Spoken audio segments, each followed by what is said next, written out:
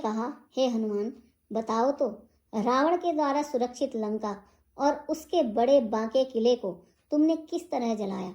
हनुमान जी ने प्रभु को प्रसन्न जाना और वे अभिमान रहित वचन बोले, बंदर का बस यही बड़ा पुरुषार्थ है कि वह एक डाल से दूसरी डाल पर चला जाता है।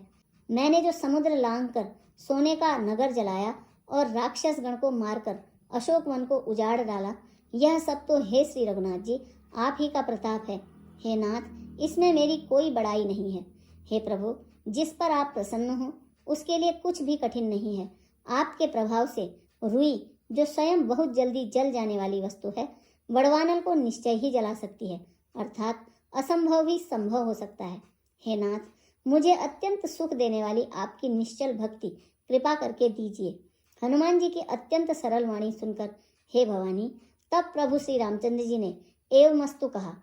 हे उमा, जिसने श्री राम जी का स्वभाव जान लिया उसे भजन छोड़कर दूसरी बात ही नहीं सुहाती। यह स्वामी सेवक का संवाद जिसके हृदय में आ गया वही श्री रघुनाथ जी के चरणों की भक्ति पा गया।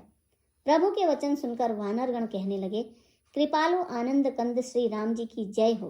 तब श्री रघुनाथ जी ने कपिराज सुग्रीव को बुलाया और कहा, चलने की तैयारी करो। अब विलंब किस कारण किया जाए? वानरों को तुरंत आज्ञा दो। भगवान की यह लीला अर्थात रावण वध की तैयारी देखकर बहुत से फूल बरसाकर और हर्षित होकर देवता आकाश से अपने अपने लोक को चले। वानर राज सुग्रीव ने शीघ्र ही वानरों को बुलाया। सेनापतियों के समूह आ गए। वानर भालुओं के झुंड अनेक रंगों के हैं और उनमें अतुलनीय बल है। वे प्रभु के चरण कमलों में सिर नवाते हैं। महान बलवान रीछ और वानर गरज रहे हैं। श्री राम जी ने वानरों की सारी सेना देखी, तब कमल नेत्रों से कृपा पूर्वक उनकी ओर दृष्टि डाली। राम कृपा का बल पाकर श्रेष्ठ वानर मानो पंख वाले बड़े पर्वत हो गए। तब श्री राम जी ने हर्षित होकर प्रस्थान किया। अनेक सुंदर और शुभ शकुन हुए।